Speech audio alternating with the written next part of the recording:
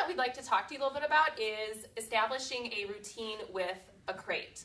And two things we're going to ask is that when you are not at home, that the dog is safely contained, and also at night, that the dog is safely contained. And I know it can be very easy to think, oh, this poor dog just came out of a pound, it's never lived in a house before, we want to give it the free reign of our house, and so that it feels loved and it feels that it's at home. However, think of how big that house is to this dog that has never been in a home before, or even if it was in a foster home, has never been in your home. It does not know or understand the lay of the land.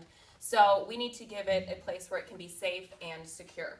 Okay? As you can see, she's perfectly comfortable in the crate, has plenty of room to move around.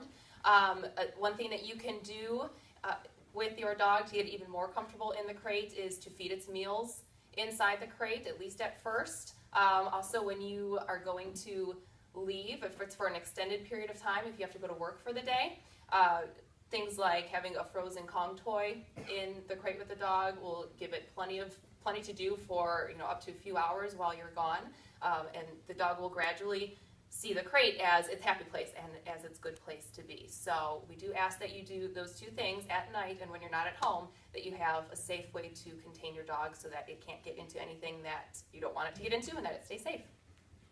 Another thing to add is that while you are even at home, it's going to be very important for you to have your eyes on the dog at all times. So that means that if you have to go outside to do yard work, or if you have to go downstairs to do the laundry, that dog still needs to be watched. So if you can't watch it, it needs to go back into the crates.